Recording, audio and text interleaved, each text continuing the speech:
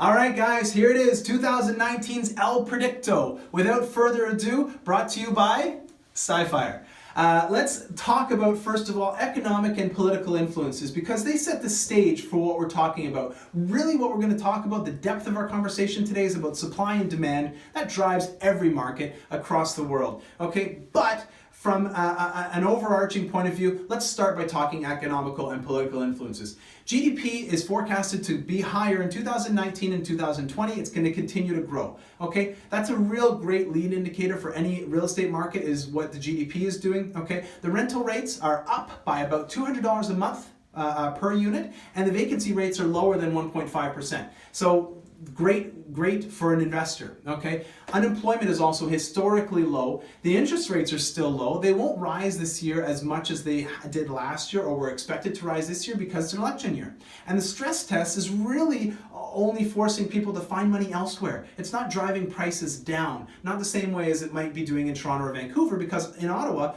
the price of a house versus the average income is a lot a safer bet. Okay, now if we talk about the supply, all right, we're looking, at the peak of the market this year to have maybe, 1,100 condos for sale, whereas in 2016 we saw, 2,200 condos for sale. And on the residential side, we're going to see no more than 3,500 residential properties for sale at once, where in 2016 we saw 6,300.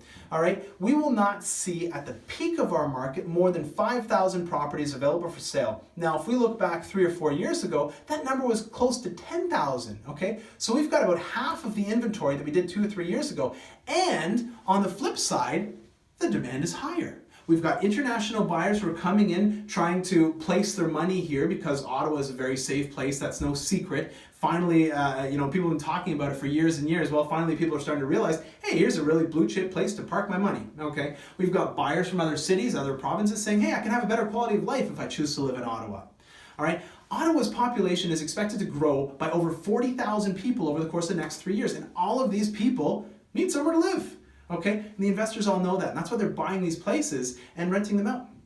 Okay, we've got the Amazon warehouse coming in. We've got the high-tech sector, which is putting jobs in the north end of Canada. Okay, we've got the ZB development, the LeBreton Flats development. Okay, and what we're seeing is these bidding wars in these pockets are driving prices up. Okay, the same residential row house that you would have seen 3 or 4 years ago in Canada or Barrhaven or Orleans, that would sell a 3-bed, 3-bath with a garage and an ensuite that would sell for 300 or maybe 3.25. They're all pushing closer to 4 this year. Okay, and they're bidding wars. There's 12 people bidding on these places to drive the prices up even further.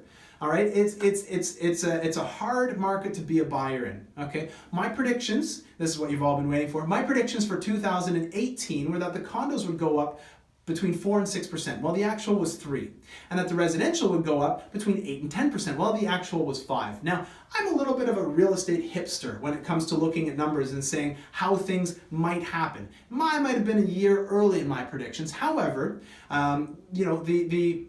the 2 largest brokerages in our city said that the market, one of which I work for, the market should go up either 2.5% or 4% in 2019. Now, I'm going to challenge that, and I believe that the market's going to go up a little bit higher. Okay, maybe not as high as I thought last year, but certainly higher than I think what the people, what the major brokerages are saying. Okay, so here it is.